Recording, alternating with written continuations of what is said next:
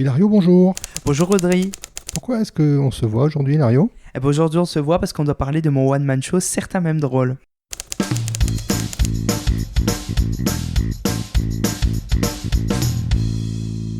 Qu'est-ce que ça raconte, certains même drôles?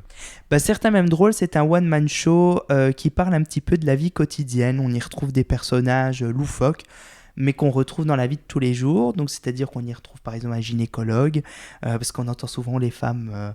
Ça c'est intéressant aussi de le dire parce que tous mes sketchs sont inspirés souvent de discussions de gens autour de moi. Et le gynécologue, c'est vraiment ça. Souvent, quand j'entends les femmes parler, elles sont souvent gênées quand c'est un gynécologue homme. Et je me suis dit, je vais faire un sketch sur un gynécologue homme qui met vraiment mal à l'aise la patiente. Donc voilà. Donc il y a le gynécologue, il y a le prêtre à la messe, parce que ça, voilà, tous les dimanches, il y en a qui y vont encore. On a évidemment le garçon qui aime les femmes d'âge mûr, donc les cougars. On a le fan de cougar. Fan de cougar, voilà, c'est ça, hein, affaire conclue, Sophie d'avant, tout le bordel. Hein. Et alors, là, on est vraiment là-dessus. Et on a l'italien aussi, très important, l'italien. C'est un peu toi, quelque part. C'est un peu moi, voilà, c'est ça, hein, l'italien, c'est vraiment mon personnage. Ça, c'est un sketch qui est très apprécié du public, franchement. Et alors, on a l'institutrice que j'ai décidé de retirer par la suite de mon spectacle. Pas parce que je ne l'aimais pas, au contraire, le public aimait beaucoup, moi aussi. Mais c'était un sketch qui n'allait pas dans l'ambiance du one-man show. Donc, j'ai décidé de la retirer et je la remettrai, à mon avis, dans le second one-man show, dans le troisième one-man show, on verra. C'est normal pour toi qu'un spectacle comme un one-man show puisse évoluer? Oui, bien sûr, parce qu'il y a plein d'éléments extérieurs. Déjà, il y a notre vision à nous qui évolue aussi. Il y a la réaction du public qui évolue. Et puis, il y a tous les avis constructifs qui viennent autour. Et puis, comme je l'ai dit, pour l'institutrice, il y a des sketchs qui sont très bons, mais qu'on se rend compte au final qu'ils n'ont pas leur place dans ce one-man show-là ou dans ce spectacle-ci, parce qu'il ne fait pas partie de l'ambiance générale. Donc, tous ces facteurs-là font qu'un spectacle évolue. Est-ce que toi, tu pourrais te lasser de tes personnages? Non, parce que je pense que si je les propose au public, c'est qu'ils ont quand même une certaine importance pour moi. Il y a plein de personnages. Hein, quand j'ai rédigé mon one-man show, il y a eu des quinzaines de personnages qui sont venus. Et il y en a certains que j'ai décidé de ne pas mettre parce que je me suis rendu compte que j'allais me lasser de les faire. Donc j'ai décidé de ne pas les mettre et j'ai bien fait finalement. Est-ce que tu as l'impression de vivre avec tes personnages quand tu écris? Totalement, parce que les personnages, c'est moi en fait. Hein. Quand j'écris, c'est ce que je pense, c'est ma vision des choses, etc. Et c'est vrai que souvent, les gens me demandent pourquoi je ne change pas certaines choses à mes one-man shows, ou alors me disent « tu devrais mettre ça à la place » ou « tu devrais mettre ci ». Et généralement, c'est pas que j'en tiens pas compte, au contraire, j'écoute, mais je ne tiens pas compte, enfin, je n'applique pas ce qu'ils me disent, parce que si je commence à tenir compte de tout ce qu'on me dit, le one-man show sera plus le mien, ça sera celui des autres, il sera plus authentique, et moi, mon envie, c'est d'être authentique, d'être naturel, et je pense que c'est pour ça que le public aime bien, c'est pour ça que des fois, ils reviennent voir le spectacle, déjà de un, parce que ça change tout le temps, parce que j'improvise énormément, donc quelqu'un qui est venu voir le spectacle pour la première à Chapelle le verra totalement différemment au Théâtre Marignan le 19 août par exemple. Donc ça c'est quelque chose d'intéressant parce que c'est pas du tout la même chose et voilà, donc je refuse parfois de changer des choses qu'on te suggère. Qu'on me suggère, voilà, ou que même certains m'imposent, parce qu'il y en a certains qui me disent ça va pas du tout, faut absolument l'enlever, et je l'enlève pas parce que le public rigole, et à partir du moment où le public rigole, c'est que ça marche. Est-ce que quelque part on peut dire que tu vas loin dans la caricature? On peut dire que je vais loin dans la caricature, oui, et je pense que c'est important parce que si je le jouais trop réaliste, trop personnel, trop sérieux, eh bien là, ça pourrait gêner certaines personnes et ça pourrait même être choquant pour certaines personnes. Donc, je préfère rester raisonnable et utiliser la caricature. Hilario, est-ce qu'on peut rire de tout? On peut rire de tout, mais pas avec n'importe qui. Ah, ça, c'est complexe. Donc, tout le monde ne peut pas venir voir ton spectacle? Tout le monde peut venir voir mon spectacle à partir du moment où les gens aiment l'humour. Voilà. Ah, quand tu dis n'importe qui, c'est les gens qui apprécient l'humour et qui sont capables de se détacher et de prendre du deuxième, troisième, quatrième degré ou simplement du premier degré pur et dur. Oui, c'est ça. Moi, jusque maintenant, j'ai jamais eu de problème parce que les gens qui viennent voir mes spectacles sont des amateurs d'humour. et généralement de tous les humours, parce qu'il y a différentes sortes d'humour.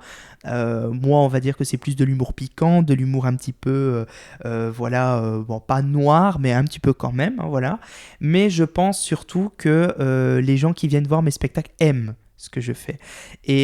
Mais il arrive parfois que certaines personnes viennent voir des spectacles et ils savent pas pourquoi. À mon avis, ils s'attendent à voir une activité couture ou une activité tricot et ils se rendent compte qu'ils sont devant un humoriste qui vanne un petit peu les personnes d'un certain âge et ils sont là, ils disent, mais moi je suis pas comme ça, mais je parle pas de toi en fait. Donc voilà. Donc ça c'est souvent voilà, c'est déjà arrivé, hein. Je dis pas que c'est jamais arrivé. J'ai déjà eu une ou deux personnes qui parfois avaient des réactions un petit peu excessives, mais voilà, j'ai jamais eu de problème vraiment, non. Tu as tourné ce spectacle un peu d'une manière comédie musicale. Pourquoi est-ce que tu es parti dans cette voie-là ? Alors au début, moi j'avais écrit mon spectacle donc il y avait un petit peu de stand-up au début et il y avait tous les personnages. Et j'ai dit à mon metteur en scène, donc Jean Plaisant, que je salue d'ailleurs, je lui ai dit, moi je veux chanter dans mon spectacle. Et il m'a dit, mais t'es chanteur toi maintenant. Et j'ai dit, écoute, j'ai envie de chanter, j'aime bien, toujours sous forme d'humour, des musiques drôles et tout. Et il m'a dit, bon, écoute, propose-moi les musiques. Et donc, je lui ai fait écouter, il m'a dit, elles sont bien et tout, top. Je dis, ouais, mais ça bouge quand même un peu, c'est disco, c'est funk. Tu devances ma question, alors j'y viens, et donc tu as aussi des danseuses. Oui, voilà, c'est ça, je lui dis, maintenant il faut des danseuses. Il me dit, des danseuses? Il me dit, mais non, t'es fou.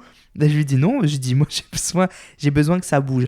Et en fait, pourquoi j'ai mis des musiques, c'est très simple et je le dis franchement, j'ai mis des musiques à des moments clés de mon spectacle. C'est souvent devant les sketchs qui sont un peu plus longs. C'est des sketchs qui sont très drôles, mais je sais de nature que quand c'est trop long, le public à un moment donné se détache, perd un peu le fil.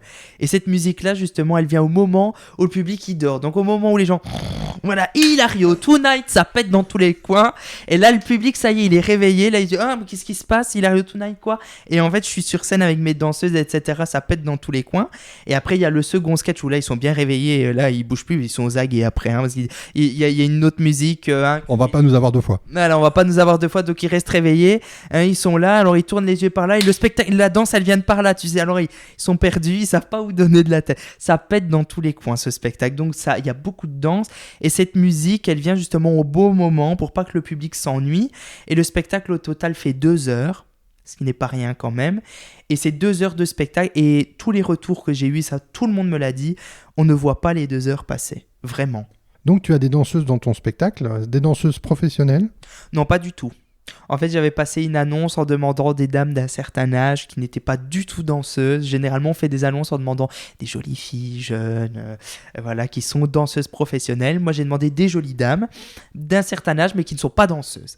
Et en fait, le but, c'était de mettre des Madame Tout-le-Monde dans le spectacle parce que je les fais intervenir aussi, comme je l'ai dit, dans certains sketchs précis, notamment les Cougars ou les nonnes. J'allais pas prendre des petites jeunes de 15-16 ans, danseuses professionnelles.